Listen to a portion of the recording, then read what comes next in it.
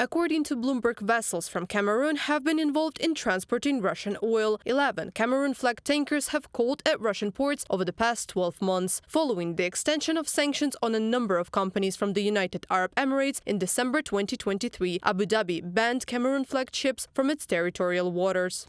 The Cameroon flag has been added to a restricted list, and maritime companies and ship agents should not provide vessels registered in the African country with services, from a statement by the UAE Ministry of Energy and Infrastructure on the website of the port of Fujairah.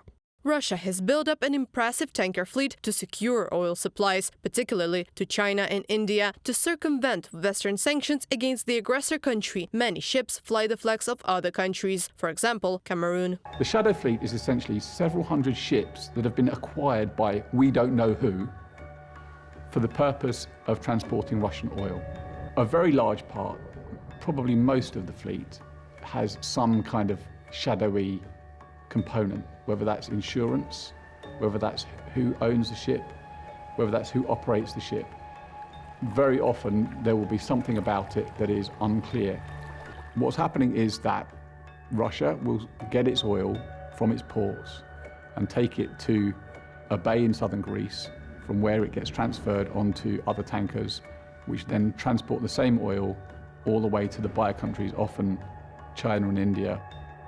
According to Reuters, after the largest Indian refineries faced problems in paying for Russian oil, India decided to secure additional supplies of raw materials from Saudi Arabia. In particular, Indian oil companies did not receive at least 6 million barrels in November and December 2023. Tankers with oil from Kamchatka have been at the roadstead of the coast of South Asia for weeks, waiting to be unloaded.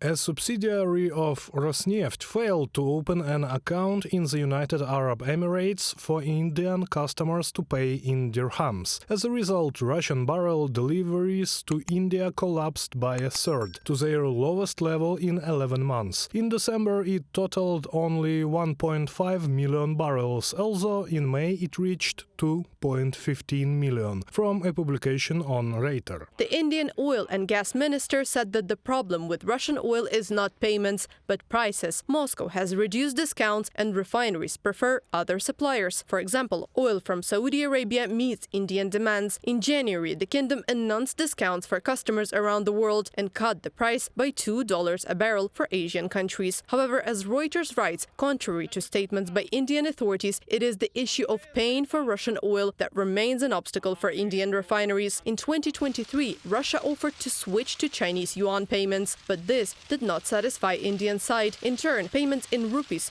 proves unacceptable to Moscow. Reported by Anastasia Tarnavska, Kristina Dombrovska, UATV News.